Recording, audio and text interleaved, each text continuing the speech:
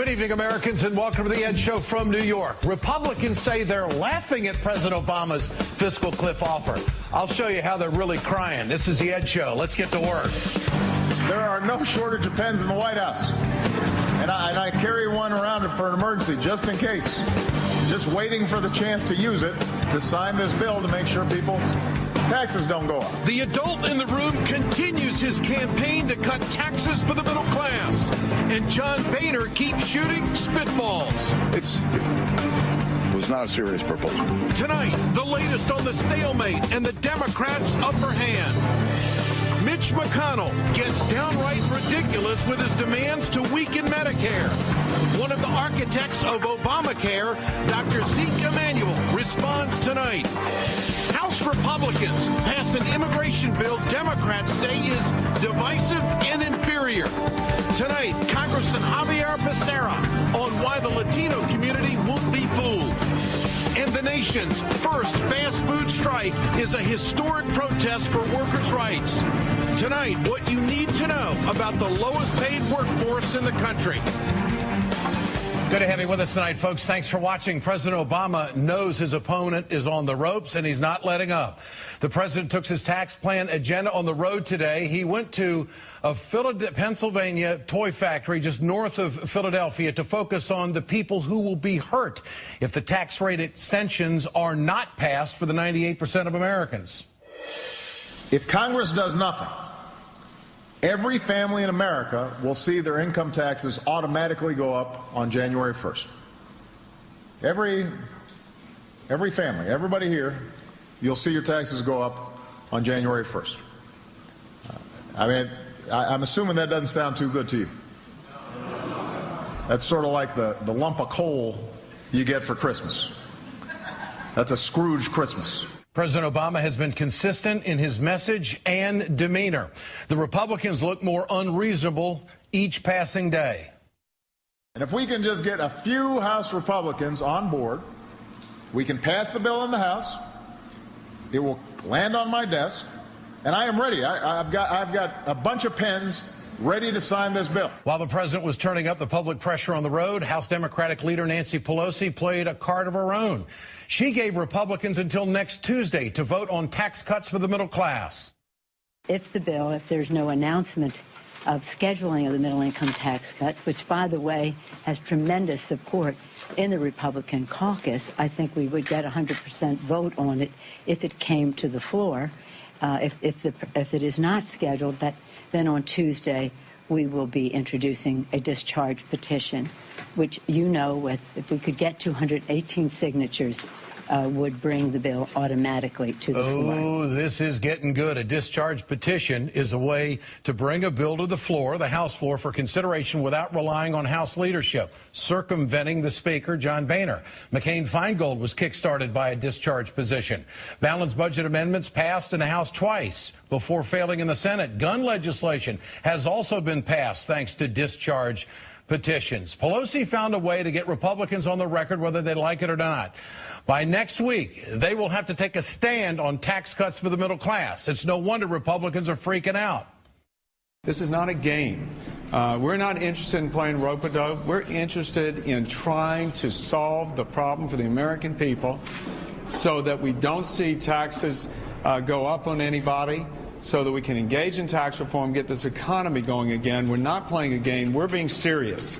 That offer yesterday was simply not serious. Cantor was speaking about the deal presented to Republican leaders yesterday by Treasury Secretary Tim Geithner. Today, the White House released details about that deal. In spite of Republican claims of $400 billion in cuts, the deal actually proposed $600 billion in cuts, $350 billion in Medicare savings, and another $250 billion in additional cuts to other programs next year. House Speaker John Boehner basically lied yesterday when he said the White House had not offered specifics. Today, he complained about those specifics. The White House spends 3 weeks trying to develop a proposal, and they send one up here that calls for $1.6 trillion in new taxes, calls for a little, not even $400 billion in cuts, and they want to have this extra spending that's actually greater than the amount they're willing to cut. I mean, was not a serious proposal. And so right now we're almost nowhere. Boehner offered the Republican counter to the White House plan. Our original framework still stands. Instead of raising tax rates, we can produce similar amount of revenue, reforming the tax code to close loopholes and lower tax rates. No, no, no. Republicans are not getting the Mitt Romney tax proposal. Time to move on, Speaker Boehner. Republicans are furious about the White House proposal. Senate Minority Leader Mitch McConnell told the Weekly Standard he burst into laughter when he received the deal. The new second-ranking Republican in the Senate, John Cornyn, also disparaged the deal. That's a crazy idea, and I'm amazed that Secretary Geithner had the courage to float that yesterday, hence the laughter from Senator McConnell. I think that's the kind of response it deserved. Well, they are laughing in public, but they are panicking behind closed doors. Conservative writer Matt Lewis, writer for the Daily Caller, he wrote, "The notion that Republicans have leverage is silly." It's the same kind of happy thinking that led to some boldly predicting a Romney victory. He ended his column bluntly saying that Republicans are so screwed. This is why President Obama is playing to his strengths. The president has never had a problem rallying the American people to his side. And understand, this was a central question in the election, maybe the central question in the election. You remember, we talked about this a lot. Republicans are furious because they can't control this conversation. Americans know where they stand on tax fairness, and Republicans are on the losing end. It's been a rough week. Get your cell phones out. I want to know what you think. Tonight's question: who has the upper hand in the fiscal cliff negotiations at this point? Text A for President Obama, text B for the Republicans to 622-639. You can always go to our blog at ed.msnbc.com and leave a comment. We encourage you to do that. We'll bring you the results later on in the show. I'm joined tonight by Sam Stein, political reporter for the Huffington Post. Don't you dare give me a hard time about the Packers. I know you love the Giants. Now let's get on to the important stuff. Capitol Hill. Who's winning this conversation with the American people, and what kind of week was it on the Hill, Sam? Well, I think objectively you can say that the president is winning this conversation at this juncture. Now, these things change. A lot of this is posture. But when you step back and you look at the circumstances at play here, it seems very clear to me that Democrats would be a bit more comfortable going over that fiscal cliff than Republicans at this juncture. Simultaneously, you have Republicans, not just sort of moderate Republicans, but real conservative Republicans saying we got to do what the president wants to do on taxes right now and debate the other issues later down the road. I don't see any Democrats doing something of similar, heresy on their side. So I think right now the president controls a lot of the game, and I think he is pretty much in the driver's seat for the next couple weeks. Why are the Republicans dissing a $600 billion cut to the budget when it comes to Medicare and other programs? Why do they say that that's not a credible proposal? Because this is the process of negotiation. It's laughable in some respects that they think that the administration would come at them with something in the middle ground. That's what the administration did with the stimulus bill. They included it in it I think it was about 1/3 of it was tax cuts. They said from the get-go, we're going to give the Republicans what they want. We expect them to then meet us in the middle. That's not what they did this time. They said this is where we are. Now we'll meet down here. And so the Republicans are going to do the same thing. They're going to say this is not a serious proposal. Along the way, they're going to meet. And it's going to be a proposal that doesn't have $1.6 billion or $1 trillion in tax rates. It's going to be about $1.2 trillion. All right. Some conservatives are encouraging Republicans to go off the cliff. They obviously expect the Republicans will cave on everything. I think the Republicans ought to simply walk away. Limbaugh said the same thing as well. Is this political suicide for Republicans? I mean, who would really pay the political price, before the State of the Union and on into the spring if they don't have a deal? Republicans. I think Matt Lewis in his column got it right. They would pay the price. What they are essentially saying is that because we want to protect, and listen, it's a more complex argument than this, but what it would be framed at is, we want to protect the tax rates for the top 2%.